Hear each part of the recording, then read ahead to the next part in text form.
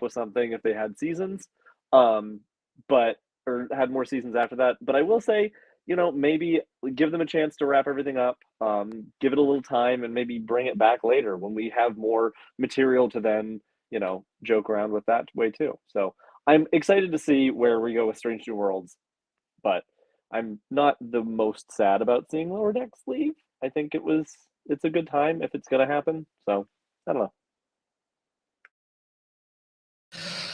I have an awkward apology to break in on. We were not live for a few minutes. I clicked the button and I did not confirm that we were live. So my apologies, friends. We're talking about how Matt hates Star Trek Lower Decks and he's very excited that it was canceled, never liked it. And so if you're just catching... Do we have any idea where we ended with that? We definitely went live with your last comment, which I want to... I'm pretty sure it was when you said you were glad that it was over. I think is where they did miss you criticizing each of the voice actors individually by name. But this is a meta moment. It's very Salon. It's very Lower Decks. It's very on brand. But Ken had that whole beautiful No, that was on purpose. Stan knew we weren't live for that. Actually, what happened is I had a lovely moment too that Ken started off with by saying he agreed with me. So that's true. I was also the victim of my. I hoisted my own petard, and I'm the victim of it myself. Good call out. Good call out by Joel though regarding the time loop that we're currently. Yeah, it's a time loop. Right. Yeah. We went back to. Oh, everybody start shaking. Yeah, and flashing lights. Everybody start shaking. Right. All right, everybody shaking. Everybody, oh my gosh, we're back to where we started. Everybody.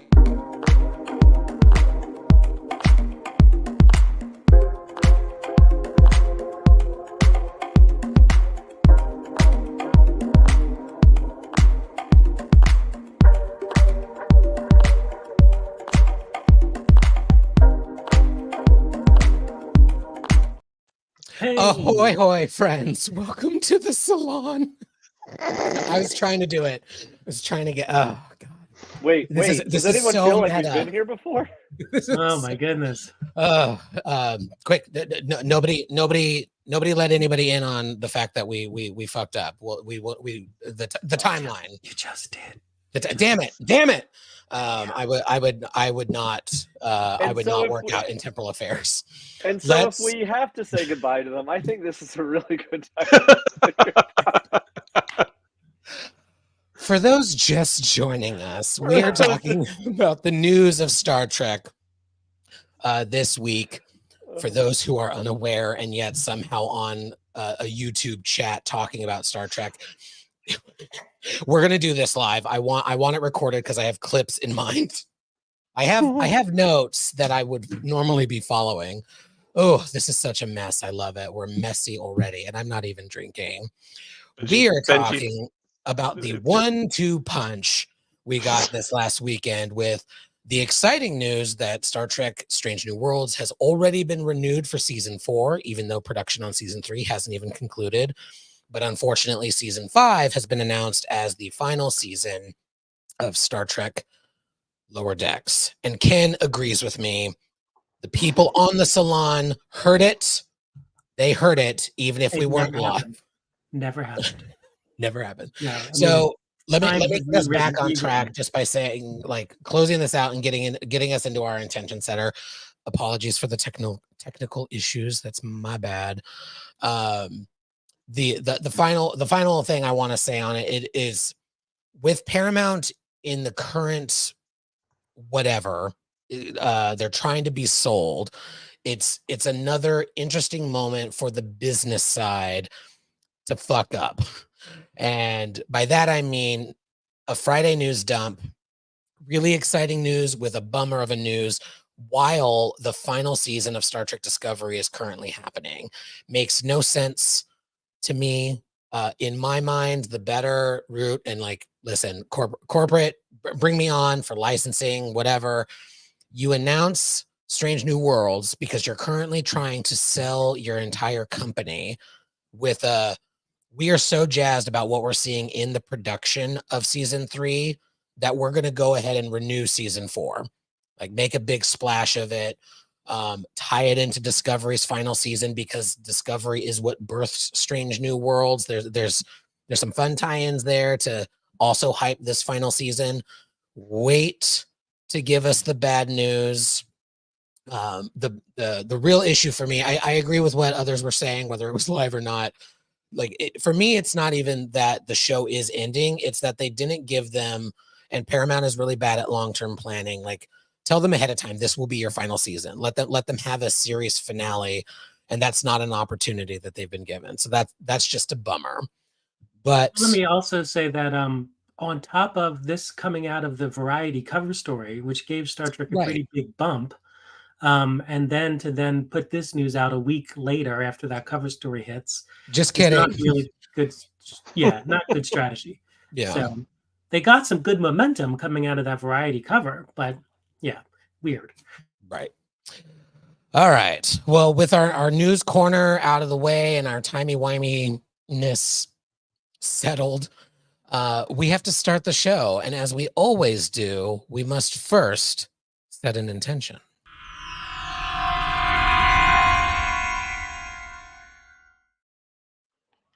I'm gonna need a new candle soon, y'all. It's fading. It's made it through many a salon. But in honor of this week's timey-wiminess and hopping through time, I thought we could each we'll go around the room and just share a fun little time travel story. So if you got to jump back and experience 10, 10 minutes, 10 random minutes of your life, what would you jump back and re-experience? It can be a sentimental thing. It can be a fun thing. It doesn't have to be the only time you've ever done this. So you don't have to talk to that one relative that you didn't get a chance to talk to.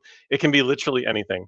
And as always, I will start us off just by saying that I am sort of a ridiculously huge Disney theme park fanatic. And my first trip ever, I was 3 years old, and I remember like blips of it, but I don't really remember the entire trip. And so to just go back and get 10 minutes of 3-year-old Trev and his 7-year-old brother and his parents, like just running around Disney World, having no idea what they were doing because it was our first trip ever, would be really, really fun. And I would like to go back just so that I could remember it more. So that's my 10-minute trip through time. We'll go around the room as we usually do, and I will start us off with our time travel expert, Commodore Rix. Would you mind sharing your 10-minute time hop? Mine is definitely less sentimental than that. I was trying to sit here and thinking, like, what I would do. I honestly, genuinely think I would pick the 10 minutes. I was on vacation in South Carolina on Edisto Beach, and I was with my friends and my boyfriend at the time. And I remember I snuck away and went out to the beach. And Edisto is one of those light controlled, so they can't have the turtles like getting confused. So you can't have any lights facing the water, and it is just like pitch black. And I remember looking up and seeing it was just one of those perfectly unimpeded views of the night sky. It was the clearest night sky I have ever seen. And you could see the Milky Way, and you could see the sun, and you could actually see amazing detail because the moon wasn't so I would probably go back and just spend another 10 minutes in that moment of just gazing into the nothingness of the cosmos. So Oh, I love that. Krista? I would make a different decision. When years ago we went to Hilo in Hawaiian Islands, and they have lots of waterfalls, and the drive will make you sick because it's very winding and it gives you nausea.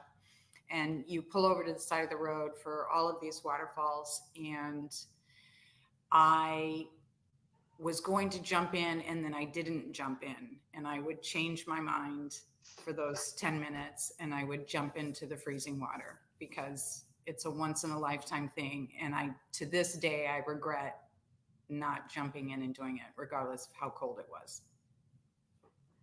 I love it. So far, everyone look up and everyone jump in. Ken, what is your 10 minutes?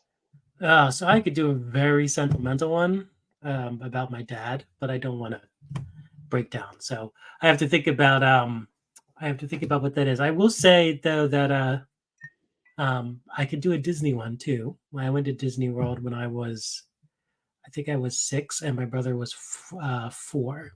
And so I was walking and I was walking towards the Country Bear Jamboree.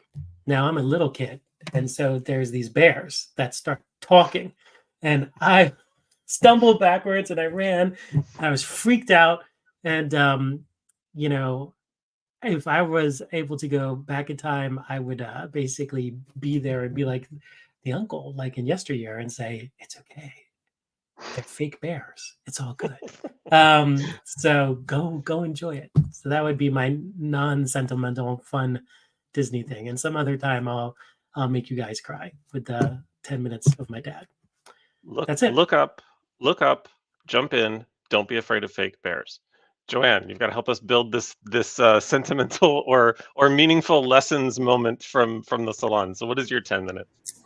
Of course, I'm going to talk about a time when I was a raging bitch. So it was at and you would be bitchier, right? Right. Yes. You would have made sure that we were. You would have made sure we recorded it for posterity. Absolutely. Yeah. I was in my former boss's office and I was angry and, you know, they had done something just inappropriate. And, you know, I had my say, but if I could go back, I would drag that bitch for filth.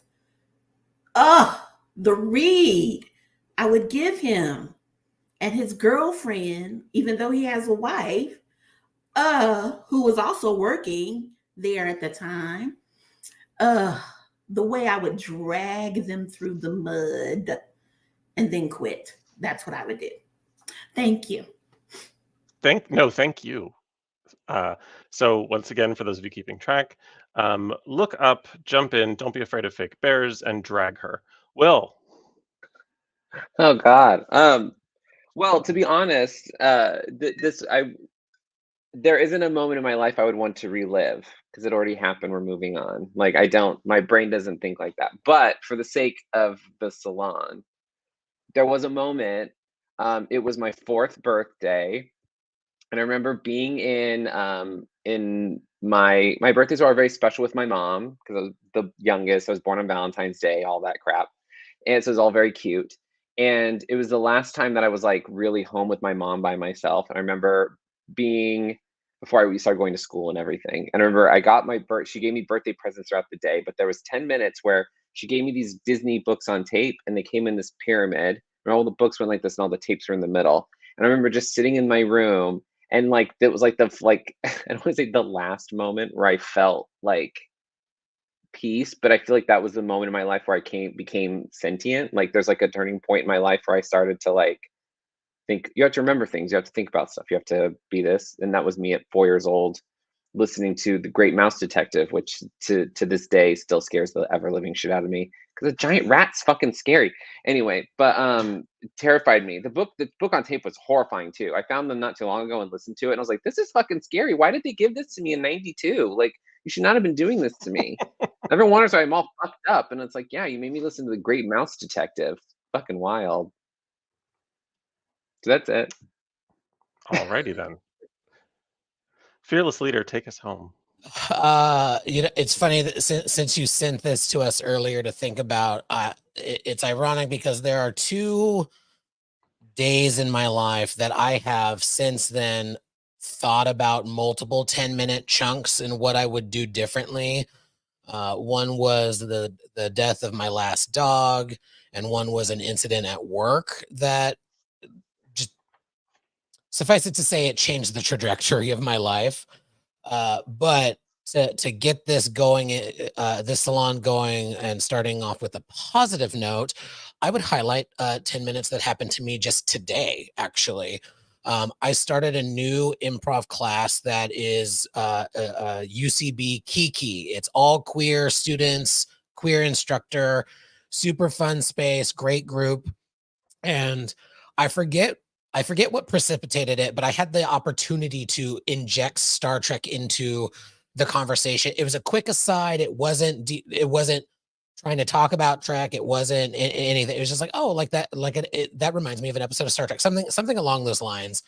And it turned into the two people nearest me are huge Star Trek fans as well, and they were starting to talk about it. And one of them was like, "Oh, sorry, I don't mean to nerd out." And I had the opportunity to sort of like unfurl my arm and show my Sovereign class tattoo, and then it turned into us talking about, if Alexander were queer, how would Worf versus how would the Klingon Empire react to it? And I was like, I am so glad you brought this up, because, and then I got to do my Worf rant, and I got to talk about how this would actually be a very interesting Worf story about how he needs to get the fuck over it and figure shit out. And the Klingon Empire, as he is often misunderstood, would have been all about it the entire time. Like, oh, you're queer? Cool. Here's a batleth, whatever.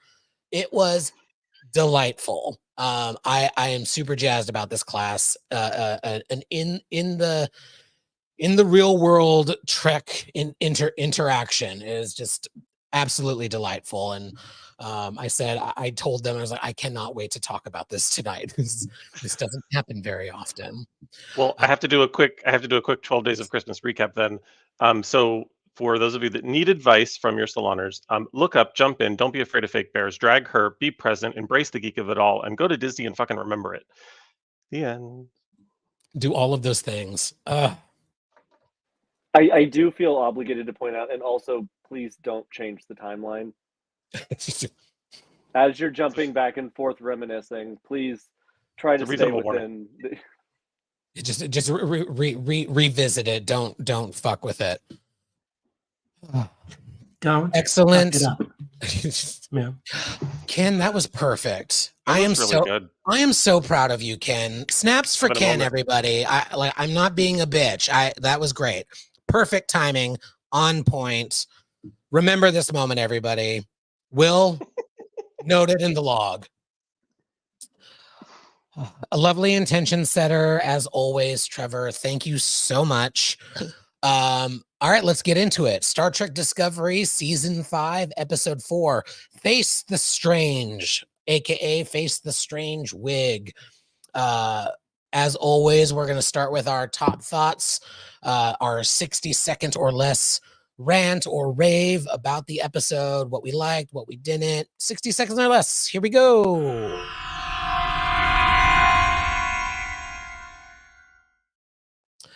Let us, for this round, start with Joanne, and then we'll sort of backtrack up the visual to Ken, Krista, Matt, up to Will, Trevor, and then I'll round us out. So overall, I have mixed reviews about this, but they're really my own kind of personal preference. I don't enjoy time travel episodes. They make me feel dumb. It's my own stuff. I own it. But once I got past that and watched it again, I appreciated the theme around collaborating and consensus-based leadership, and just the notion of revisiting and appreciating all of the moments kind of in one's life that make you and prepare you for your present sort of reality. And that, you don't want to change the timeline, even though, like I said, we all kind of would go back, but you have to admit that everything in your past kind of made you who you are today, and to really be grateful for that. So, I probably appreciated the emotional beats of the episode more than I appreciated the Trekkie notions of the episode. And these are my top thoughts. Awesome. So it's hard to believe that they did not know that this is their final season, because this is like an episode that sort of suggests that they may have known, even though they say they didn't, that this was a final season, right? So it's a little Remember, they did go back and reshoot, though, because they did alter a lot. They did go, so just to remember, like, this could have been one, actually, this might have been one, but they went back and reshot, too.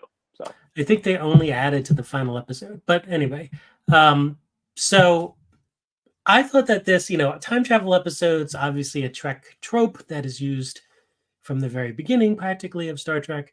I think that this was done, they come up with many, many reasons why our cast is not affected by the time travel situation, from first contact, caught in the wake and they were beaming. And so there's always that sort of dux, however you say it, dux machina of how our main cast of the episode is protected.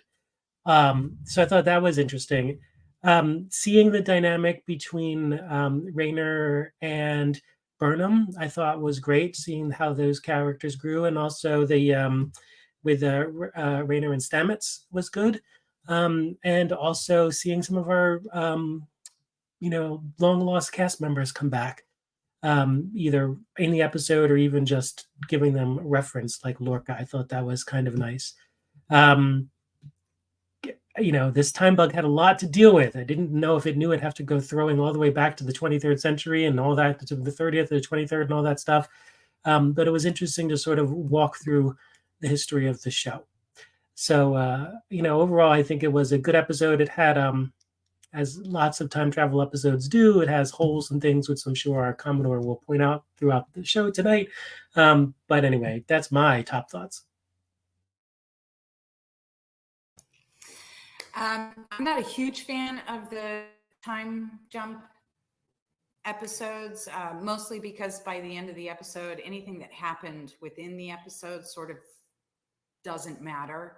So to me, it's kind of, and I don't like to use the word filler because apparently that's a touch word, but it seemed kind of filler. But that said, I can appreciate that the point of it wasn't so much identifying a big bad or what have you, but the emotional growth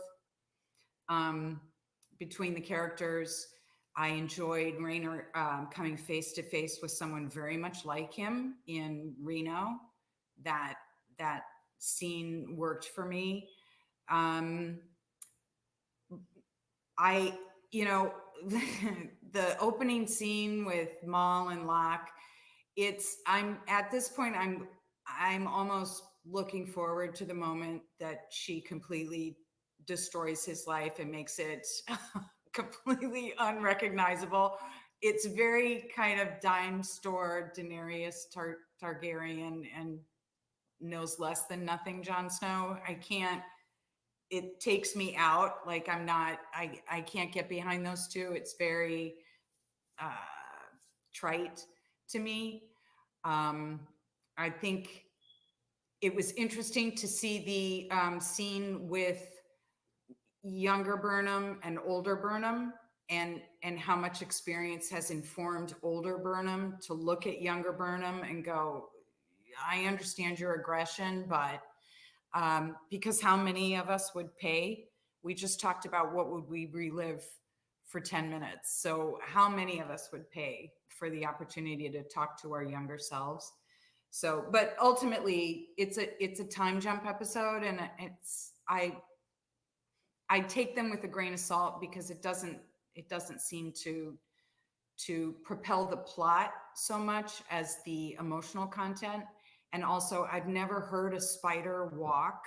So it was interesting to me that Stamets noticed the spider by sound, is what it appeared to me. And I was like, that is, and also I'm kind of confused, is if we're all carbon-based individuals, how is it that they can jump 30 years ahead, 40 years behind? They can jump all over the place and they don't seem to have any like physical ramifications from it. But scuba divers have to come up slow to avoid the bends. I'm still trying to figure out how does that, is that just suspension of disbelief or what? And so, I mean, it was an amusing episode, but it didn't, I mean, I'm ready for the next one. And I agree with Ken. Strange that they didn't know, because it does seem like, Discovery Crew, this is your life. And here's your third grade English teacher. Do you remember, so it was all right. I do have to agree. I mean, obviously, I love time travel episodes. I think they're fun. But the one thing I was talking to Paul about earlier that really always hits me with disco time travel specifically, there's something so unserious about it. Like it's whenever they throw it in there, it's obvious. I mean, obviously, it's always a plot device, but it never feels like it always feels like an inconvenience to the characters rather than something that they're really afraid of. And I don't know if maybe it's just the way it's written in Disco. There's something that just always to me doesn't feel like a true like time travel episode. This one I thought was fun, to the point of they were caught, to Ken's point, the excuse of why these characters are left out of the time jumps, or they're affected, but at least they remain conscious. I liked that they did the beaming. For once, it made sense about why you beamed from the bridge to your ready room, which to me still is one of those things in Disco. Like, you don't need to beam that much. Like, it doesn't. It's still demolecularizing your entire body. Like, you can walk to your ready room, but now we saw, like, okay, there's a reason. I don't know. I thought the episode was fine. It did, after all of the whole Alex Kurtzman going on about not having filler episodes and yada yada yada, this did feel like a filler episode. I get that, it was all supposed to be showing their growth and learning by being friends and that type of thing, but it did just at the end of it kind of feel like, what the hell happened? It wasn't as exciting as Year of Hell, which at the end of that two-parter and that gets erased, you're like, what did I just sit through? That was amazing. It was just like, oh, I sat through that and now it didn't even matter that I sat through it. So I don't know. I also agree. I think Maul and Locke as villains are getting a little tired. I like the idea that they're not like these grandiose beings that, have it all figured out and they're just kind of along for the ride. There's something that I'm just like, okay, let's see what you do next, I guess. Like, I don't know. It was fine. I'm gonna change my answer from the intention. If I had 10 minutes to go back in time, I would go back and I would steal the wig that Maul is wearing, because it's the worst fucking wig. It is I hate it so much. Whoever did it, whoever put that on that poor girl's head deserves jail time. I don't believe I'm an abolitionist. I don't believe in prison, but whoever did that as a gay man, it's a hate crime and they need to be incarcerated. Gitmo, send them somewhere. Like, I can't. That wig is fucking terrible. And they're like comparing her to that character in Ahsoka, and I'm like, yeah, but she had a better wig. You cannot compare or you do not compete. I mean, slightly better wig. It's that fucking shake and go that they put a little bit of eyeshadow in to give it a root, but it's too far on her head. She looks like a cone. Anyway, I can't. It's the worst wig I've ever seen. Get it, please remove it from the graphic. I can't look at it anymore. I hate it. Sorry, anytime she's on screen, I groan. It kills me. But if we're talking about the episode, I think that this Matt said it right. Kurt's been talking about how there's no filler episodes. Mama, this is filler. Pump, pump, pump filler. Like a Kardashian full of filler. It was nothing but it. It was just, the more I thought about the episode, the more I've been thinking about the episodes of the season, the less I like them, because I'm finding them to be kind of stupid. And at first I was like, oh, this seems really fun. But then I think about it and I'm like, what the fuck are we doing here? Like, these characters are so fucking lame. Like, the Maul and Locke stuff, I'm like, I'd rather have known nothing about them. So, like, I don't know. I'm halfway through. We're reaching about halfway through the season, and I'm already finding myself to be a little annoyed. But we've seen time stuff happen. So if you're gonna do a time travel episode at this point, it better be fucking good, because even this show had a better time travel episode than this. We had the one with Mud with the repeating time. We already had a better episode. So why do it again? And it's like, you need to have a good episode to which this time travel stuff is happening. And if you're going to do it, it's happened so often now, it's become kind of this cliche of science fiction. We have a time travel episode where something repeats, so we're moving through time or something, we have to figure it out. At least make it interesting. And I thought them moving through time is a great idea, but like, we dealt with the theme of this earlier on last season with connection and connecting with the people around you, and now it feels like we're rehashing this again. And like I'm just finding it a little like that he's saying, oh, we have shorter seasons now, we don't have filler. No, you have shorter seasons because you have to pay your actors and your technicians as much and your writers. That's why you have a shorter season. It's not because you're making better quality episodes. You have higher production costs, sure, but you're having these shorter seasons because you're not paying writers and you're not Yeah, paying actors. So it has nothing to do with the quality of the episode, because the writing, as we've seen, is not better. We've seen this done better on an episode, on a season where they had 25 episodes. So I'm like a little annoyed. Like I don't know. Like, I'm coloring the episode based on the news we've heard throughout the week, and it's like, you say this not filler, but like, I live in LA. I can spot filler from across the street, bitch. I know it when I see it. I am partially on board with that because it's something we were going to talk about, and then technical difficulties. That interview answer was just odd, and like I'm not a Kurtzman hater at all, but like the whole I talk with older Trek writers, and they hate filler, and like filler doesn't have a definitive definition, and I'm very curious which writer is willing to say my episode was filler, who did not write Yesterday's Enterprise or Best of Both Worlds, which was not figured out ahead of time. That was they were just sort of getting into it. So it's just such a weird thing to say. Although I do understand the position he is in as someone who works for Paramount. Like, he's not dumb. He knows that Paramount is his boss.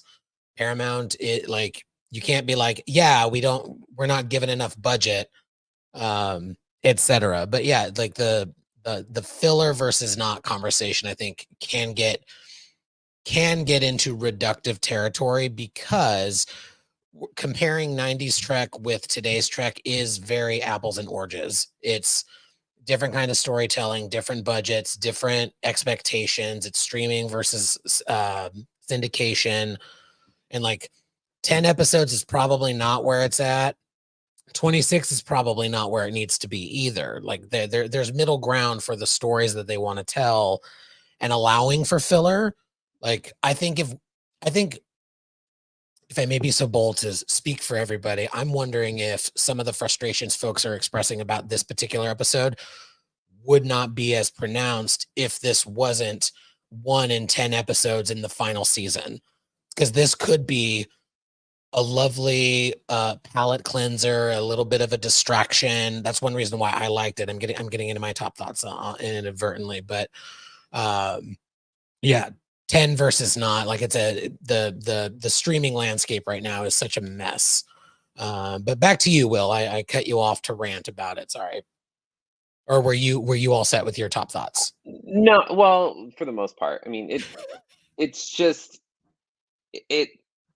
it's fine. I thought it was a fine. It's fine. It's a passable episode. I like some of the character stuff that's happening, but like, I didn't need a whole episode about this. And the point I was making about the episodic thing, I wanted to put in the chat before I forgot. He was referring to like DS9 and like TNG, like these older, longer series that were more episodic, where they weren't super serialized like we're getting here. So it's like, how can you have a filler episode in a series that's episodic? Like, that doesn't make any sense to me when there's no long plot line, you know? So it's like, that's not a filler episode. It's just bad. Like, it's not an important one. So it's not filler. It's just, if you have a series like Discovery and you have an episode where people are looping through time for no reason, that's filler. But anyway, that's it. I don't need to talk anymore. I don't need to talk anymore about this. All right, Trev, take me away. take you away.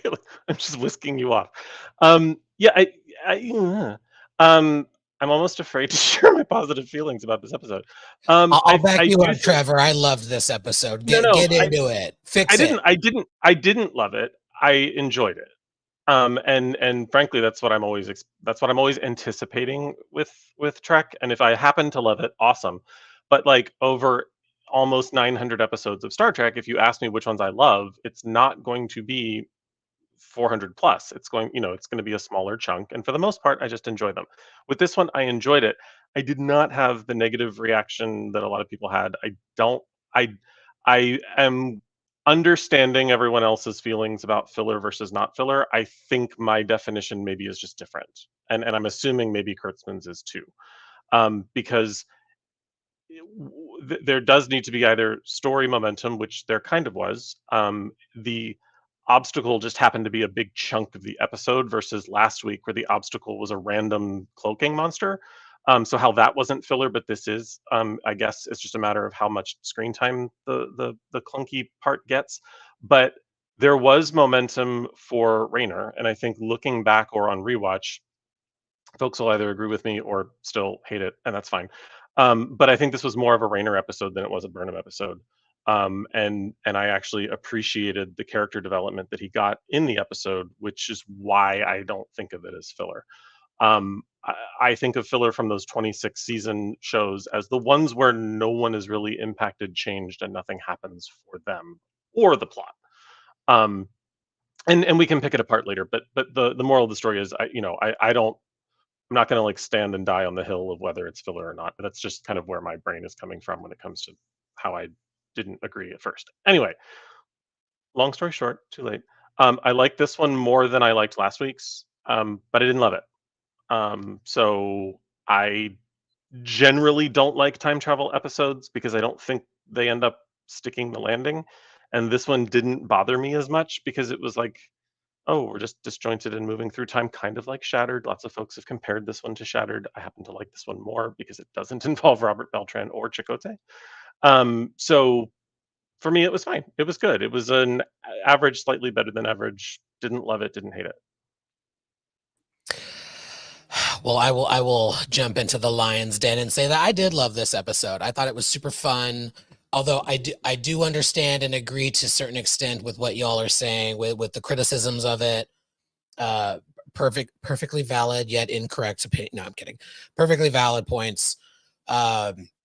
This is probably my favorite episode so far of the season because of a couple of things. I feel like I don't want this to go down a rabbit hole, but I will frame it this way. I think Discovery has hit its stride, which is a weird thing to say in season 5, but and that's not to say that I dislike other things. We've talked about the other seasons. It's here on YouTube, so check out our previous episodes, everybody. But I liked that we got a more organic exploration of Rayner. I think one thing that Discovery has struggled with in past seasons, with the introduction of new characters and their interactions with Burnham in particular, it's been sort of shoehorned in. The relationship with her and Saru was a little wonky in the first couple of seasons. And so, and I even think Book's introduction was a little wonky in season 3. So I was worried about that happening here. I personally feel like this was a great episode for, I think it would have been wonky had Discovery had Rayner chastised in the last episode, and then in this episode, he's all hunky-dory already. Using the time bug as a MacGuffin to highlight the point. I will say wonky as many times as you all demand. Thank you, Joanne. I have many a wonky opinion. We need a banner. We need a wonky banner. I'll work on it as soon as I stop my wonky rant. Top thoughts. Visuals were stunning as always. Sonequa is incredible. I love that she got to be a little funny in this episode. She's an excellent actress. She usually gets like really deep emotional stuff to do on the show. I like that she had a few lighter heart moments. I liked that a captain's speech is what saved the day, connecting with the crew. And I liked the time bug being the MacGuffin to highlight the lesson that they were trying to teach Rayner, and Rayner being the outside perspective. Like every Trek has a really cool, like a Spock or an Odo or a Data of like somebody who highlights the human condition from the outside perspective, and getting that a little bit with Rayner, I think was really fun. I also thought Stamets was borderline likable in this episode. Hear me out. This is a great episode for Stamets. The timey-wimey stuff that he gets to have is lovely. Seeing the bridge was fun. I agree about the Maul and Locke stuff. I'm liking them more as a season villain than some of the other season-long arcs that we've had. I personally think they're giving us just enough. Like, we're going to need more in the next couple of episodes, certainly, but up to this point, we're getting just enough because they're focusing on the clue race of it all. So those are my top thoughts. Let us now deeper dive into some of the fun moments. Let's start with Maul and Locke. I think we've all had a Maul and Locke moment in our top thoughts, but if there's anything else to be said about not these two, but Maul on the left and Locke, who is hidden behind, I forget her name from Ahsoka, but Wiggs McGee. Any additional thoughts on Maul and Locke from this episode? I know we just got a little bit to start the episode and the time bug of it all. Trevor. I'm just so this is I never say like horribly negative things about Discovery because I really enjoy the show and I feel like the bigots that say negative things have made me want to say more positive things.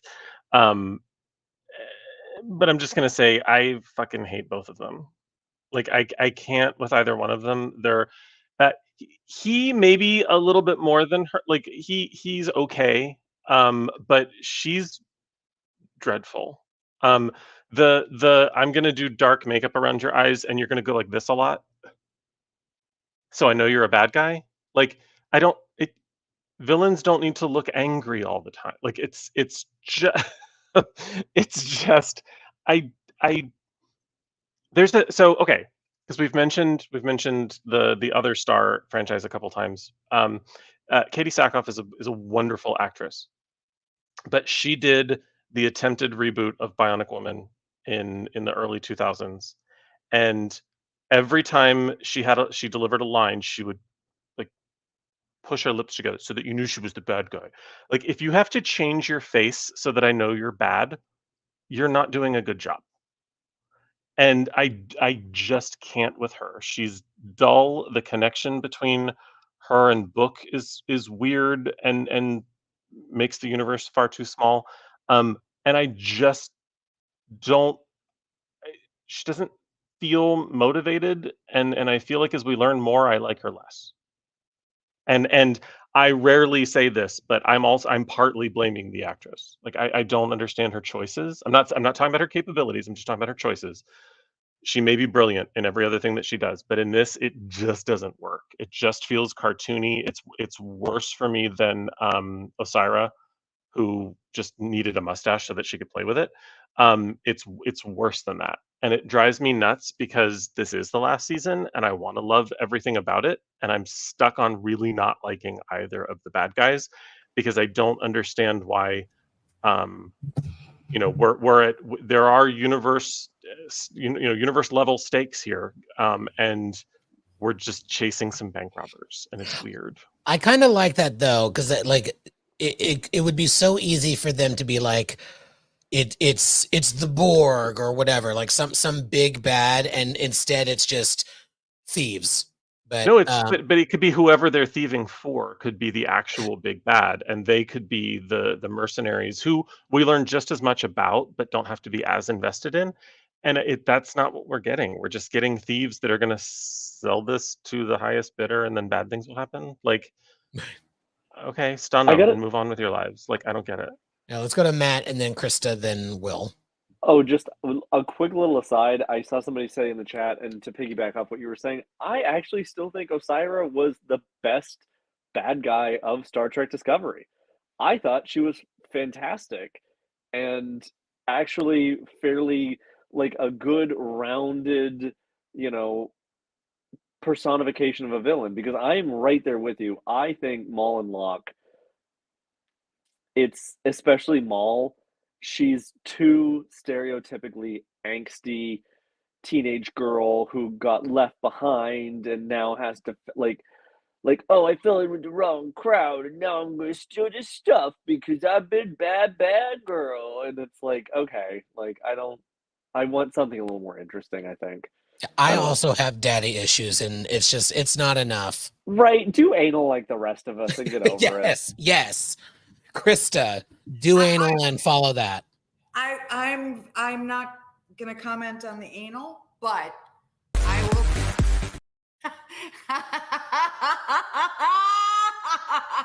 But I will say that I take exception. Osira was much better as a villain than Maul.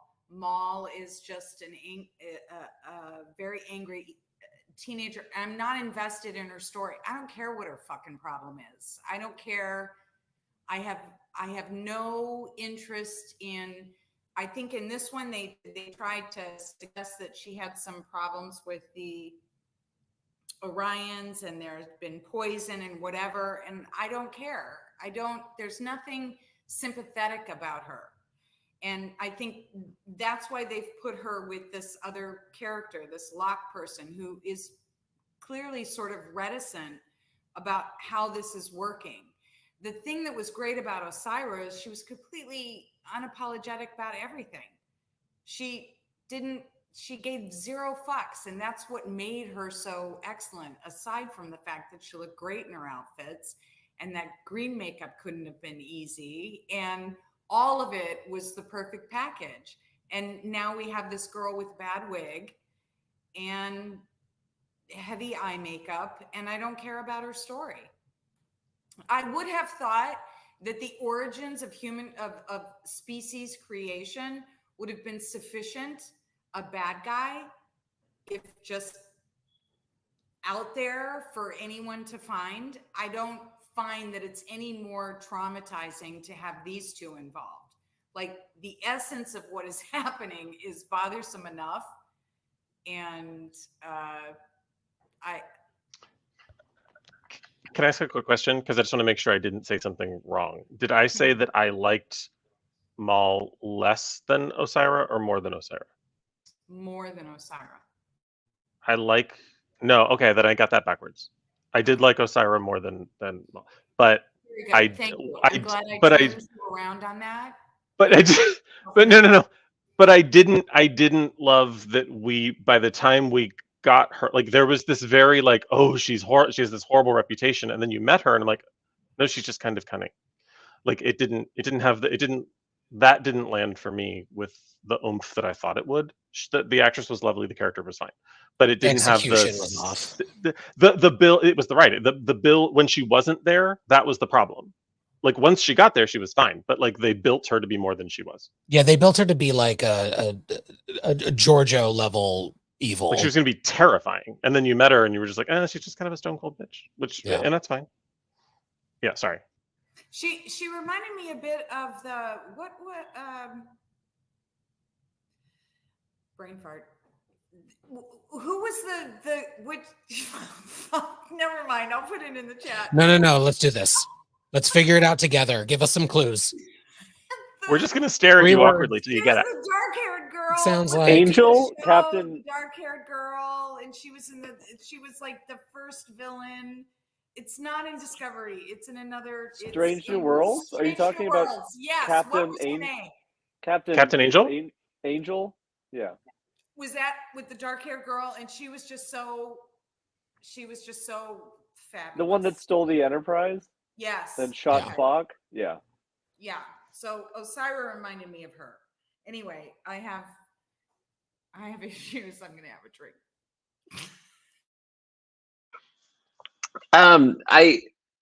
These two characters are just not charming. They're not charming or fun. Like, if they're giving me like a Bonnie and Clyde moment, at least like Bonnie and Clyde were charming. Like, they're not like there comes a point where you draw a line, and where if you want to make characters sympathetic, you have to give them something that's like relatable in some way, or like an attribute that they can latch onto that makes you question their motives. So they have like this, like, oh, they're this horrible monster, but they also have deep feelings for another character. Like, you got to have a contrast that makes you go, well, if they have feelings for this, then why is this thing? Like, it makes you question makes you question if they're bad or not because they have human attributes that you can relate to. But with this, I feel like they're giving us stuff, but it's so fucking trite. It's like, okay, we've seen this before. Like is this a mirror for Burnham and Book? Okay, great, but like they're not having. I don't find the chemistry between Maul and Locke. Like I like Locke more as we learn more about him. I'm like, oh, okay, he's kind of interesting in some way because he gave up. He's being hunted by his own species because he's chosen to love her. But Maul is so fucking annoying. This like hot topic goth that they drug up to like be like this like spy. It's like she's not charming. It's nothing against the actress. She's just not written in a way or directed in a way that I found super compelling. Wait, genuine So- question: is that his story that he's being hunted by his own people? TBD. Maybe. That's Did the I theory. miss that? That's the theory. Yeah, there's a Possibly. theory. There's a That's the theory. He's that's running swimming away. around. Anyway, I don't Okay, find. I just want to make charming. sure I didn't miss something, Yeah. and that would have underscored the whole like. They- forget. They did talk about Sorry. him being on the run from something. Yeah, he's on the like run from something. Yeah, the first or second episode. Yeah, but it's like he's not interesting. It's not. He's charming in some way because you can tell he's very attached to her. But like she's not. There's not. I don't find her interesting in any way really. Like I don't find them interesting. She's not charming. I'm not drawn to them. Anytime they're on screen, I'm just staring at her bad roots. But that's it. I'm hoping. I'm definitely hoping for more. But Ken, I saw that you had come off mute. Did you want to talk about Maul and Locke before we move on? Well, I think, the pre-title sequence, the cold open, if you will, with the poison is, it's very James Bond-ish kind of thing, right? And it's not the only reference to James Bond in this episode, by the way, which I thought was kind of cool.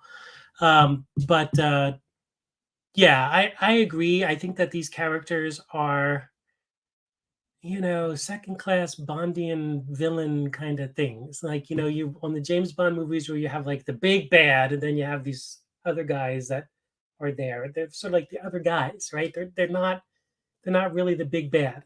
They're also like the first set of villains that you would expect to be killed in the first few episodes of the series 24, if you remember 24, and then the big bad of 24 takes you through the remaining 18 episodes of the series. That's who these guys are like. And yeah, Norman, you got it. Bond or 24. That's exactly right. So that's all. I think it was a pretty gruesome death. Then they kept going. There was an I don't know if Easter egg is the right term for this, but Yerk Hildebrand, eagle-eyed as ever.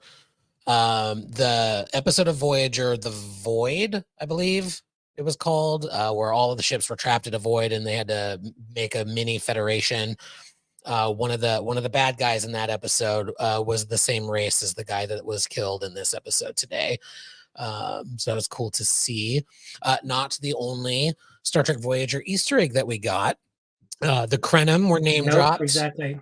Yeah, with the time bug, and so let's get into the plot a little bit. The temporal war, the temporal Cold War from Enterprise, and the temporal Prime Directive from Enterprise.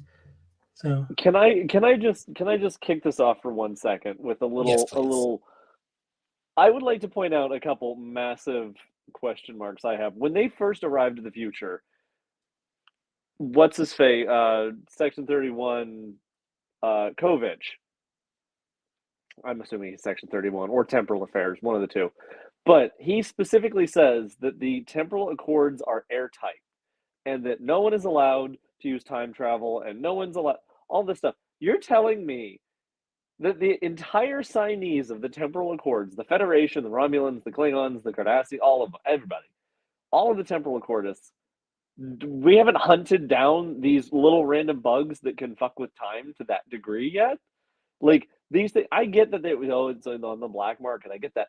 Even on the black market, you're telling me that there wasn't a task force that was assembled. Like, no one is doing this. We're not, or that they wouldn't have been intercepted when they found them in a time loop. Like, I think South Asia would like to have a conversation about landmines to highlight that predicament.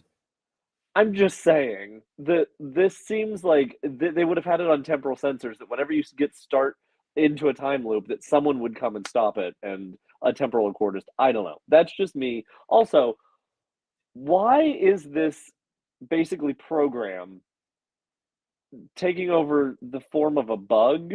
Like, couldn't it have just been a program that like initiated or something? Why did the bug thing seemed a little hokey to me. Drama. Yeah. But that didn't. Creative how did that? choices. I guess, but this is How do why you get? I just. How else do you get Adira to upload the book? It's a little on the nose, don't you think? It's a little. No. I don't know. I mean, I see the chagrin you're facing here for sure, particularly yourself and your timey-wimey love. That's my biggest thing. It's like there should have been just a little bit more. Like, given that this is the 32nd century, I just would have figured that there would have been something, like someone would have come in and pulled the. I would have actually loved to have seen them not get there in time and it get pulled away and have like a temporal vessel, like very, the end of not past tense, the Voyager, where they go back, where the Doctor gets his past hollow tense. emitter. Was that past tense? I think No, so. that Yeah. was DS9. DS9 was past tense. Oh, well, never mind then. Anyway, we So- all know which. Future's End. Future's End. Thank you. Anyway, I would have loved to have somebody like intercept and be like, "We noticed this temporal anomaly," and then it's like, "Oh, thank God, Starfleet is finally back to being Starfleet." Like, Well, let give me- me Matt, Future's End. What was the century that what's his name came back from? The guy. 28th century. So 4 29th. centuries later. So 3 centuries later, right? So you're right. There's an inconsistency there about. So yeah, why didn't they notice that and pull them out of it before? And if it's a red directive, I would assume that means, again, we still have no idea what a red directive is. I would assume that means that gets Starfleet's complete resources and everything is suspended. It's just Matt, by that argument though, no time travel episode should ever exist. Right. I was gonna say with Endgame, my headcanon with Endgame being reliant on time travel and literally changing the timeline. Reliant is. You were doing so good, Ken. That was actually pretty good. That was pretty good. To him. Fine. Yes. Fine. Yes. It would. You know what? Yes, it was good. It's just throwing me off. God damn it. Endgame being reliant. I was trying to think of a different word. Dependent upon changing the timeline. My headcanon, Will's favorite thing ever, has always been the change in the timeline is what DTI has determined is supposed to happen. And so my headcanon for this episode is the 32nd century's DTI is like, well, it was a time bug that we had no control over. It was only 6 hours and they didn't change shit. So like, just like with Kirk incident with Trial and Tribulations, like, well, like, so we're probably not going to see it because they only have 10 episodes and this was the filler one probably. So yeah. I will also say, I think there will be, I'm going to say there will be an investigation. We're just not going to see it. That would also, I guess that can make sense. I will also say for Endgame specifically, my headcanon has always been that even the temporal accordists, the one clause in the temporal accords is unless it's combating the Borg, just because everyone saw the Borg as a big enough threat that they were willing to use time travel even in that case. Like, so that Janeway coming forward, bringing all that technology to stop the Borg was an agreed upon thing that everyone's like, you know what? This change is necessary. This actually prevents the entire galaxy from being taken and everyone over. will ignore the rules when it's convenient for them. Well, yeah. Also, the Borg have used time travel when they've needed to, so why not use it against them? Yeah.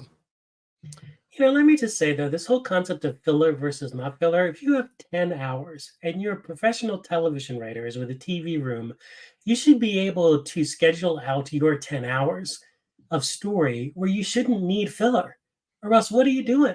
Right? That just drives me nuts. This concept of, well, we need an hour to fill because we only are doing 9 real story hours in a 10-hour thing. And I was that's joking. just, I don't think this episode really is filler, no, but I respect that some people do. But I'm saying that this concept of filler, which we talk about even beyond this episode, and there are filler things, but I mean, like, if you're writing for a show, you would think that, I can understand 26 hours and then having to do some filler within 26 hours. But 10 hours, you should be able to write 10 hours worth of good quality story without filler. That just annoys me. Anyway, that's my Well, little mini rant. Well, and I do think that they think that they did that. I think that's my biggest question. Like, because like there is something charming about filler episodes of TNG and Voyager and DS9 because you did have so many, and I think they're some of the most charming ones. Like that's what brings Star Trek to Star Trek. It's not just all action. It's not just all drama. There's these brief moments of levity. When Keiko has a baby and they Picard gets stuck in a turbo lift with children.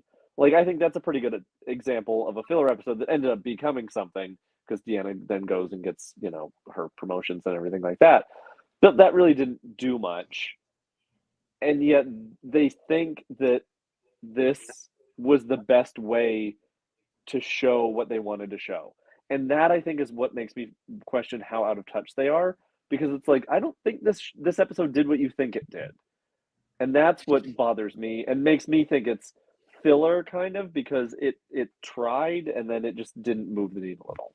You might be right, but I would respectfully disagree just because we've had 3 episodes so far that were action, plot forward, plot forward, plot forward.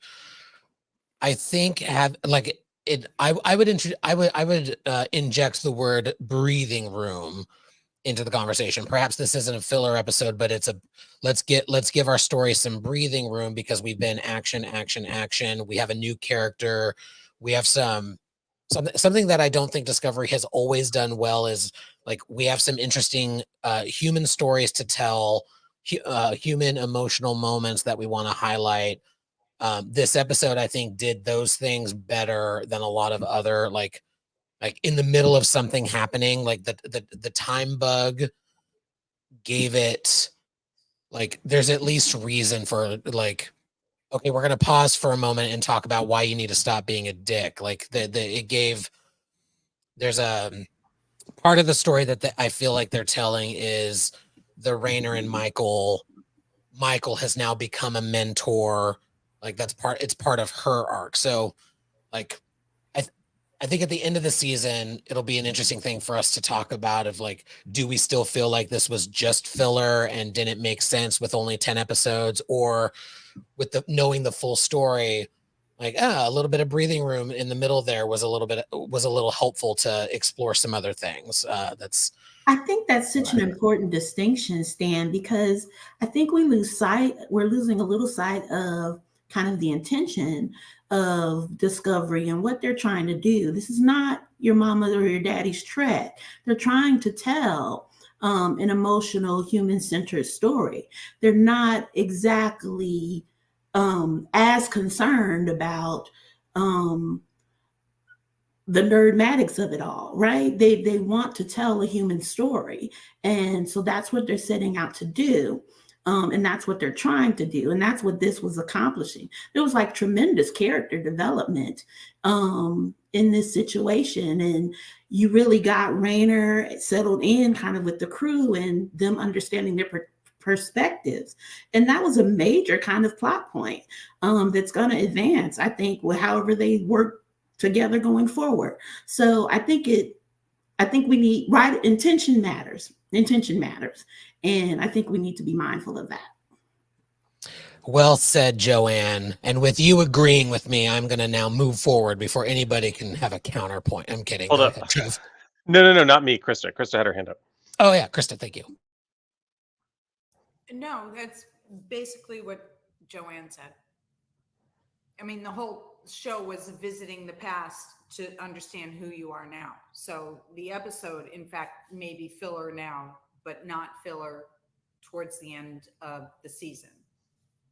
Right. And for me, this was very helpful because if I were to describe a filler episode from TNG, I wouldn't have picked disaster. So that's how I know we just have different definitions of the word. Admittedly, that was also just on the top of my head. So. Yeah. I was saying on Text Trek stream earlier, this was a brilliant way to do a clip show without doing a clip show. So I want to highlight a couple of moments that we got.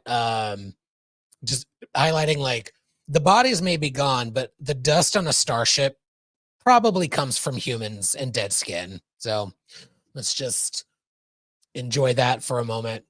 I do think not to harp on it too much, but given the conversation we were just having about the place of this episode and what it's doing versus what it's intended to do, having us have a moment of time hopping to the future and seeing the stakes, I think was an interesting moment. We also got to get a little bit of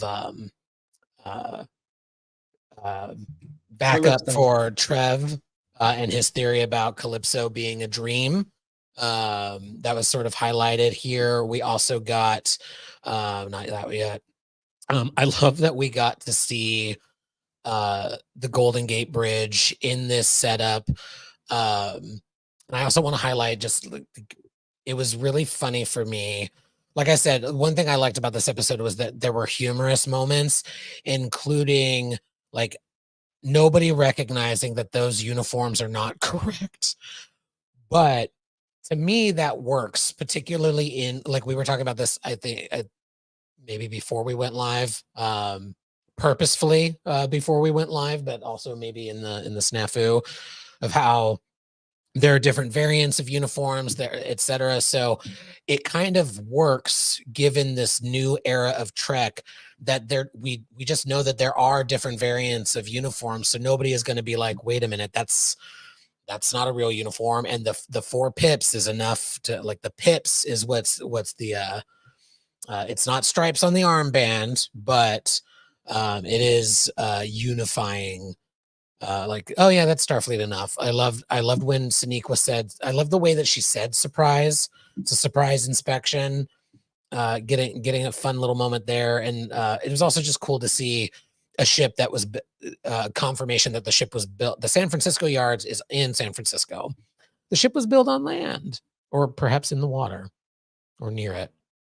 That's all. Anybody else have thoughts on this moment or favorites?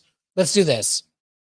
Any thoughts on this or favorite moment of where they ended up jumping in time? I actually love something that I think I will appreciate more upon rewatch, and hopefully you all will too, is the actual comic duo that is Rayner and Burnham. They play off of each other really, really well, including, I'll say it just because Will wanted it said one more time, including the Pip conversation. Pip. No, them getting caught off guard, them trying to improvise, them getting better at improvising as they jumped, and kind of leaning on each other. That for me, which is another reason why I didn't think this episode was filler, was the development between the two characters, and I just felt like it did push their stories along in terms of their relationship as CO and number 1. So yeah, I would agree. I also think that, when you have a new character in the last season, you can do it and really overemphasize that new character and give them their own episodes and waste time, in my opinion, like Ezri Dax, for example. Or you can do things like what they're doing with Rayner and have what they're doing with Rayner and have Rayner and see the dynamic between Rayner and Berman and so forth. I love that they jumped forward to Calypso, sort of. I really liked the dynamic because I think that moment where Rayner and Burnham basically gel and really connect and say, we are in this, we're in this together, we have to really work together, is when they see Starfleet headquarters destroyed in the future and something just clicks with the two of them, like, we just have to do this. and then working with Zora to get the information and have Zora say, "Fix this, Captain." It was a very emotional beat. Also, I loved when Rayner said, hopefully we jump back to a time where Stamets is alive. One sentence, but it was a very emotional sentence. So that's the part of the episode that I thought was very powerful for the characters. And then having the captain versus captain story, which pretty much every captain in Star Trek has faced their duplicate, starting with Kirk versus Kirk in The Enemy Within, and then having the moments where Burnham is against Burnham, and then using the neck pinch, and actually calling it a neck pinch, was kind of cool too. We're going to take that as a segue to talk about this moment, or these multiple moments. I love this as well, like literally confronting her past. But before we do that, I also want to highlight what's been in the chat. The moment with Linus, who I think we can now officially say is a queer icon, Linus, because I don't know the Saurian culture, but you don't say girl. He didn't say girl, but he did say in a very queer tone, red is your color. Queer icon Linus. Him and Giorgio was lovely. Him commenting the color, like, and in that moment was like, he knows her as a mutineer, and he's like, listen, I'm gonna tell this crazy prisoner bitch the truth, and that is she looks fantastic in red. Queer icon Linus. Listen, he was talking about her looking great in red, and he was talking about his clutches. The man's a homo. Well, probably pansexual. The future is pan, I think. Him and Giorgio. Well, also, remember, Saurians don't have a sexuality. They reproduce asexually. That was one of the things he told Rayner. Well, I'm going to provide a few more jokes for you to stomp on. If you want to put on bigger heels, that'd be great. Jesus Christ, Matt. Actually, well, I'm sorry. Are you saying that asexual is not part of the queer continuum anyway? So he would still be queer. Thank you. I didn't say queer. I said homo. I was making it was fun. It was. It's not now. But there's a lovely segment on this bit in the Ready Room this week. What they did not answer, and what I desperately want to know is how they did the hair. Like, Sonequa's hair is always on point, and how they did this. Like, this is award worthy camera work, award worthy hair and makeup work. Like, I was talking about this on Text Trek as well. I was talking with Scott about this earlier. Do they have hair continuity eyes on things? Because like when she takes that punch, when they go to do it again, like, okay, were the braids on this side? Were they on this side? Like, just incredible. They look incredible, and it's incredible work. I just fucking love it. And being able to confront her past, knowing what she knows, and getting goosebumps. I loved it. Anyone else want to share their thoughts on Burnham? William, and then Matt. I think this is one of the parts of the episode that I really liked. Like, I did like the Burnham Rayner stuff. I've always really liked it throughout the season. I think that their relationship is really interesting, and Burnham kind of teaching Rayner the old new ways of how Starfleet works, because it seems like she's saying that he needs to be a different type of captain for the future, essentially. But I didn't realize until watching that scene how far Burnham has come as a character. Like, seeing them kind of in one spot together, you do see how that character has changed a lot. And yeah, super interesting, because it's like and her just being kind of like, oh, this poor girl. Like, her being like very, even though I think they're only really maybe 5 years apart. I think time is kind of, I don't think there's any time difference between the seasons, but it's relative to our time in this watching the seasons. But even though she's been because in the future for a while longer. But her relationship with her past self is very interesting because you see how she kind of cares for that person, but also completely is kind of sorry for them and knows that she can't convince her of anything. So I really like that because it made me realize how far that character has come through the short 5 seasons we've had with her. That was basically what I was gonna say too, and all like it does feel weird seeing the two of them next to each other because it's just as jarring to watch her interact with her old self as it is for me to go back and watch season 1 of Discovery and see her like that.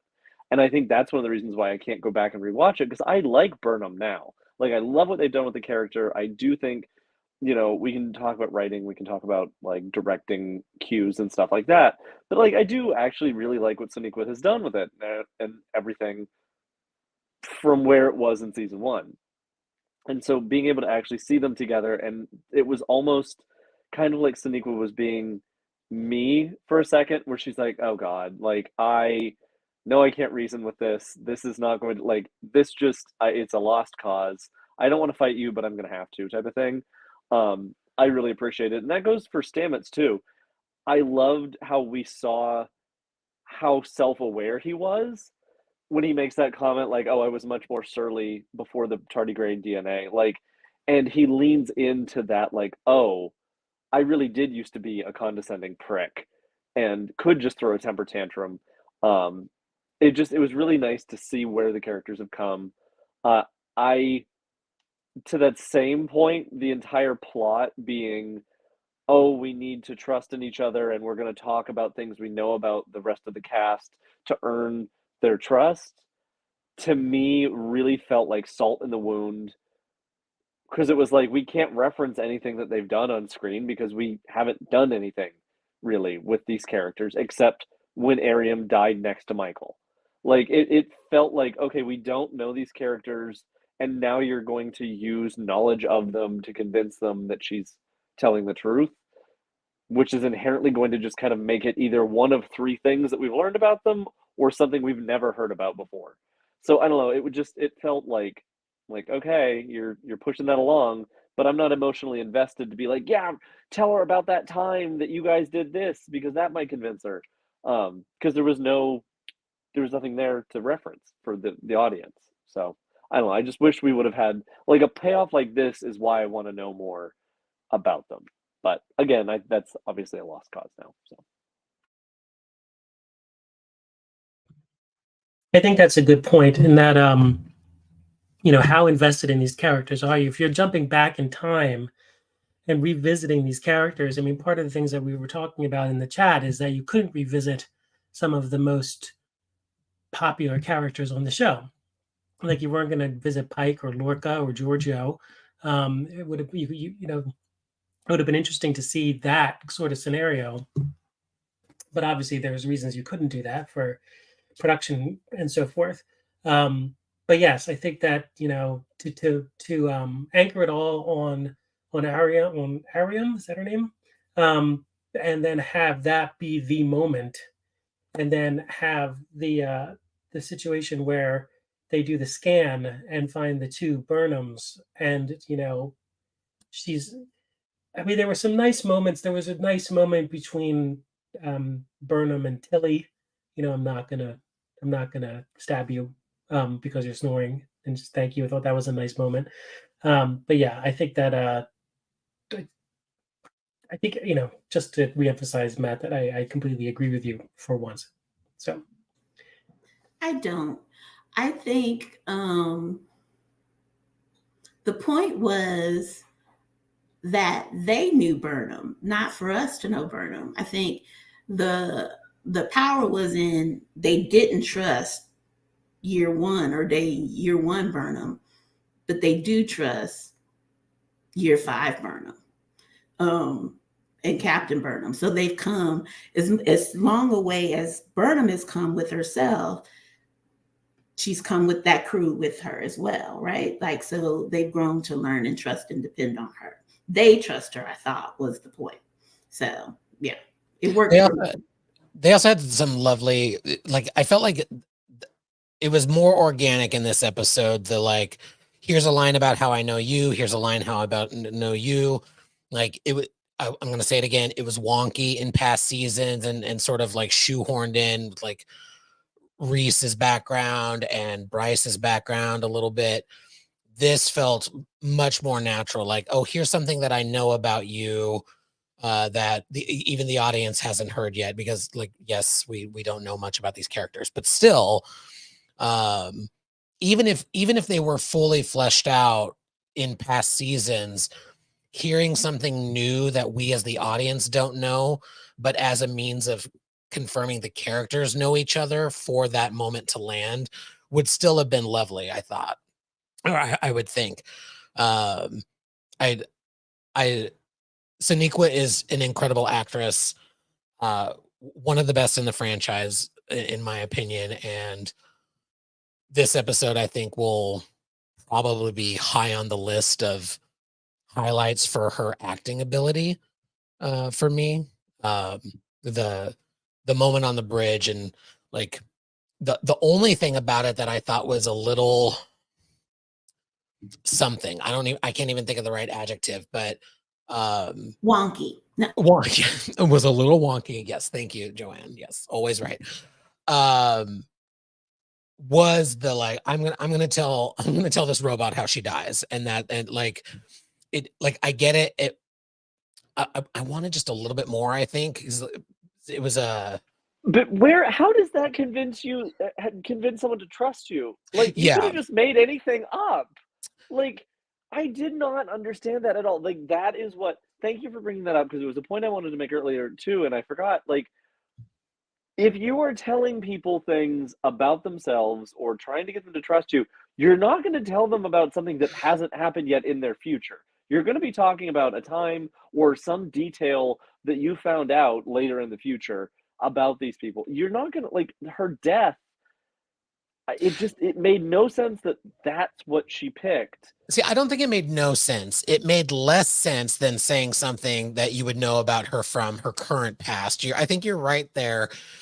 That's why I'm saying, like, I wanted just a little bit more, because I do see where they were going with, I need Ariam to trust me. I'm going to tell her something she doesn't know, but that she knows to be true, even though she hasn't experienced it yet. There's something there. I don't think the execution was as good as it could have been. It was wonky. Also a little jarring that she gave her like down to the day, like 367 and 60 seconds after the 2 o'clock in the afternoon, you're gonna fucking die. The Vulcan specificity. It's like, Jesus, thanks so much. Yeah, let's do whatever you want, Michael Burnham. Sure. At which point she trusts Burnham because she's always known she would die in the afternoon. Like, yeah, it was a little, it was super Ariam Kirk moment. I'm gonna Kirk see your wonky. wonky. Die alone. Yeah. Kirk always knew he would die alone. Ariam always knew she would die in the afternoon. Yes. Also, like, pick a thing that no other Starfleet officer would do for their crew. Mm. I mean, we've actually seen many an officer die for their crew. So you're right, I would do that. Like, first of all, what was she going to do? Stand up from the command chair and be like, bullshit, I would never sacrifice myself for you fuckers. I'm not sacrificing anything for any of you bitches. But remember, they weren't even talking about captain's sacrificing. They were talking about, all of the bridge crew was standing there arguing like, no, she would find a way around that. She would be able to get out of that. It's like none of them thought like, oh, hey, she might face a time where she might not have another option and might, like, the whole thing that they like pivoted on was Ariam saying, no, actually, I would do that. To Trev's point, like, to a very basic thing that I think any commanding officer should be expected to do. It made no sense. It was a very strange choice when they could have, especially given how much they gave us of her life in her final episode, to reference her late husband, to reference like something more meaningful than something more meaningful than how you're going to die, and to Krista's point, at exactly what time, on which date, and what phase of the moon it'll be on Earth. Like it just lacked, and it was nonsensical. For everything else in the episode that worked for me, that did not. And it was a shame because I enjoyed seeing the character Varium and I wanted to know more about her. And then all of a sudden we got the massive info dump the day that she died, at 2 p.m. And then for that to then transition to like a chrome alert, and knowing how you're going to die is going to make you trust me is weird. I don't know. It was very Guinan to Tasha Yar, but I guess the difference there was that timeline wasn't supposed to be. But And we liked those characters. No, I like these characters too. Speak for yourself. Speak for yourself. But yeah, no, it was very Guinan to Yar. Like, I don't know, you're not supposed to be here, but yeah, you're gonna die, and it was senseless, and I hate you. So no. There's a really great clip of Whoopi and LeVar doing that scene because it ends on her just saying, "Tell me about Tasha Yar." And TNG is full of these moments where like they just let the camera linger way too long. There's a great clip of Whoopi then saying, "Didn't you hear me? Tell me about Tasha Yar." It's so great. Here's what confuses me about the whole thing, though, is I don't understand. You're hiding in like air vents and Jeffrey's tubes, and you don't want to be seen. And then the next thing you do is you go to the bridge and you tell the intimate secrets of your knowledge of people. I get confused by the constraints of what they're allowed to do and what they're not allowed to do, and it seems to be kind of arbitrary. And that's sort of the problem with the overall concept of having it being just a single episode where it doesn't really matter what you do within the episode, because in the end it will all be forgotten. So all of this stuff is forgotten. And I can help on this point. Things that happen are forgotten, and she tells Book that she loves him, but it seemed to me like the way he said that, it was a frequently spoken sentiment, and her sort of being uncomfortable was like part, I don't want to fuck with the time, whatever, but also, is this the first time he's it was all strange. It was all uncomfortable, and it was all very arbitrary to me. I can help with some of it because I do think I shared that sentiment at first. This episode benefits from a rewatch for sure, as all time episodes do. Like the subtle differences in what's the super fun TNG one? Is it Cause and Effect? The Enterprise keeps blowing up. Yeah. Like on rewatch, the subtle differences are super interesting. On rewatch of this episode, because I was thinking the same thing. So there is some dialogue where they learn a little bit later, after a few jumps, that what happens in the jump stays in the jump until the time bug is destroyed. And so if the time bug is destroyed, or no, what happens in the time jump can fuck with other shit unless you destroy the time bug. Right. Then what happens in that time jump gets wiped away. So that's why I think that like they had to be careful until they were ready to fix it. And that's the same jump that she's like, okay, I'm going to go tell the crews what's up. I'm going to expose myself and say I am from the future, etc. I'm glad you brought up her and Book, though, because we haven't talked about that too much yet. Because I thought that was a really interesting moment where she says to him, I love you, partially as I can't fuck with the timeline, but also I think the way that they did that in this episode was her saying, I still love you. Or maybe I'm just projecting. No, I agree. I thought she kind of it was a moment where she was coming to terms with, like, I still love him, right? It was very much her, even though she's interacting with this past moment, she was accepting within herself, like, I love this man, right? Yeah. So I thought, and I think they're laying the groundwork for a reconnection. I agree. She also, it felt like one of the most human moments that Michael Burnham has ever had was her looking at Book with his shirt off, which I understand because that moment also reminded me that I too was human. Can I just say, that entire scene really bothered me, not because he was half naked and delicious, but because in the arms of the angel.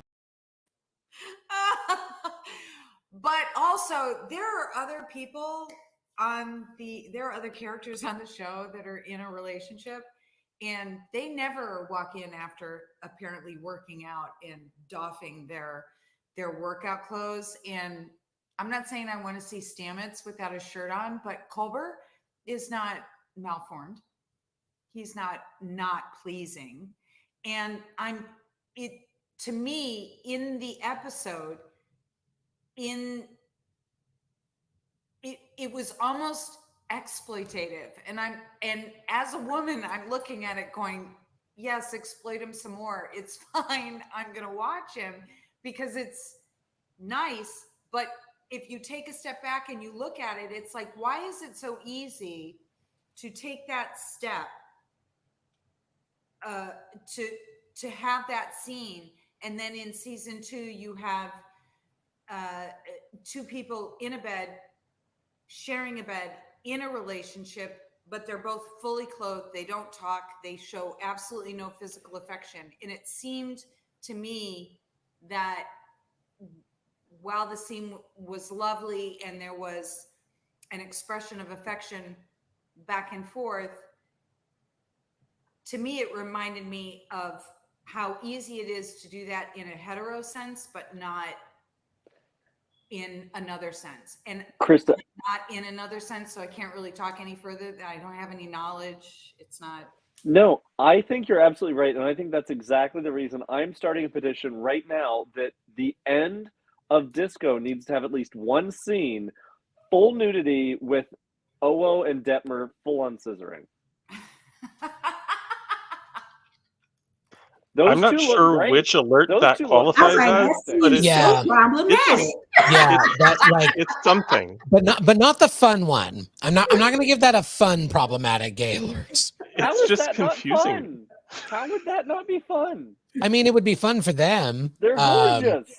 This is also a moment for us to be able to plug Gay Panic at the Disco, the away team in which we discussed queer representation in Star Trek for the Last Days of Disco Pod Festival via the @StrangeNewPod feed on YouTube. Woof, that was a sentence. Because we get into it. Like it is fucked up that we can see some of this in a hetero sense, but not in the queer sense. Like that, like we have heard grumblings, and I have it on good authority that the studio has told them tone it down. Like it has to be family friendly if you're gonna do queer representation. And apparently, a half naked Hugh Culber is not family friendly, but today was. Although I will say, we thank them for today. We thank them. Yeah, that was lovely. But the franchise as a whole has, I think, erased or toned down, as you say, the queer aspects of the relationship. It happened in Picard with Seven and Rafi, and they're doing it again, in Discovery. To just like they pause it and drop it, and then like, oh well, no, let's just not talk about this anymore, and let's not deal with this anymore. So that's a franchise decision, I think. And the evidence that it is clearly about their sexuality is that they had absolutely no problem showing Wilson Cruz naked when he was curled up on the floor of the lab when he came out of the mycelial network. So it's not an issue with nudity or his body, it's an issue with his sexuality. Yes. It's irritating. It's glaringly obvious. It was the first thing I thought of after I thought, wow, nice pecs. I thought, this is this is how easy is this? And yeah, it was disappointing. So when it's Ethan Peck, they're spitties. When it's Book, are they biddies? He was thicker than a Snicker, They're and I was not delicious. I expecting don't care that. what it is. I want to run my hands over it. I want to figure out if he's waxed. I want to figure out if those are implants. I want in the arms of the angel. I don't fucking care. I know. Is this how you feel when we say horrible gay shit? It must be, because you guys say a lot of horrible gay fucking shit that I have to keep the smile on my goddamn face. Oh, I can say some horrible gay shit about Book too. Trust me. Holes, No, say it. Holes, words where I need the urban fucking dictionary. You Google the urban fucking Listen. You missed a whole conversation last week. Tell it like it is. Krista, you missed a whole conversation last week about painting and I don't need to know. I don't need to know. I'm an old woman. I might have a fucking heart attack. But you love art. I go to Urban Dictionary. I get shit for the rest of the week. I get so could the painters. So could the painters.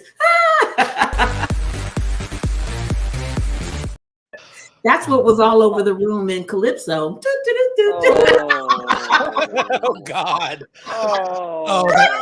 I don't. I think it's this.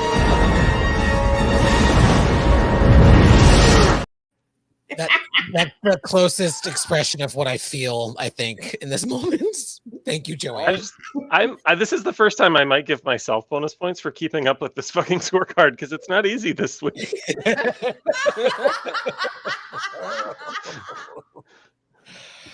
Oh, well, friends, what a lovely segue to bring this in for a landing.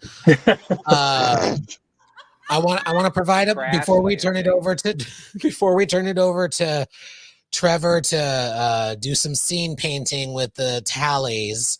Let's provide a moment to see, are there any final thoughts on this episode? Things you have not yet shared about this episode? Tara is always lovely. Yeah. Oh, yeah. We haven't talked about Tig. I was saying this on Text Trek. This was the perfect amount of Tig, because in past episodes we weren't getting quite enough, and it was perfect material for Tig, because some stuff in the last 2 seasons in particular, it's been, I'm gonna say it's been a little wonky, but today I thought it was like perfect amount of Tig and perfect material for Tig. Yeah. Any other thoughts that have not yet been shared about this episode? Oh fudge, I had it and then I lost it because we started talking about Tig. Oh no, I was gonna say, remember how last week we complained a little bit about how there were too many plots in one episode? Yeah. This would have been a great way to fix that. Like, bring over the Saru and Tarina stuff into this, so that we were getting like their relationship happening in the present, and then timey-wimey stuff happening on the ship. Yeah. Would have been an interesting kind of juxtaposition and a bouncing back and forth, and may have solved some of the. That could have been fun. What happened in those 6 hours? Well, there was a wedding announcement. Yeah. You know, that And would no have been Doug really Jones. good. And then a fun, like, what did I miss? You know, kind of. Yeah. Yeah. Yeah, and Ken just mentioned is right. Doug Jones not in this episode because that clip of him on the floor was from a past episode. It wasn't even wasn't in the credits because he wasn't in Not it. in the credits, right? Which I did. Well, I'm sorry. I guess If I were Doug Jones and they were like, we need you to come in and get in makeup and then just lay on the floor for a couple hours while we film, like, I would say no. So absolutely not. Absolutely. But even the voice was a previous episode too. We heard him over intercom. All right, Trevor, give us the tallies. Ladies. There were 4 problematic gay alerts. There were no Bev alerts, no Canon alerts, 1 TOS tosser alert, 3 problematic ally alerts. Nice job, ladies. There are 2 new categories that emerged this week. One is called Ken Agrees with Stan. It happened twice. There's another one that I just made up on the fly called Matt's Confusing Problematic Something Alert, and it happened once. Bonus points, 10 to Matt for putting up with my abuse more than usual this week. 1,912 to Joanne for wanting to use time travel to drag a bitch. 2,500 to Krista for putting up with gay shit. And 74,656 bonus points to Randolph in the comments for bringing some backstage realness to tonight's salon. Yes, thank you so much. Welcome, welcome. Thank you for sharing your thoughts and your experience. Thank you to all of our audience. Super lively in the chat tonight. We love to see it. Super fun. Thank you to my saloners. Some quick updates. As always, every Thursday, 6:30 p.m. So we'll be back next week, 6:30 p.m. Pacific, talking about the 5th episode of Star Trek Discovery, Mirrors. And super jazzed to get into it. As always, like and subscribe, please. Share our tweets. We are at Salon Trek on Twitter, Blue Sky, and of course here on YouTube. Please do subscribe. It's super helpful to get some more eyeballs on this nonsense. And let me just say, finally, for those playing a drinking game at home, wonky. And with that, thank you all very much. Live long and prosper.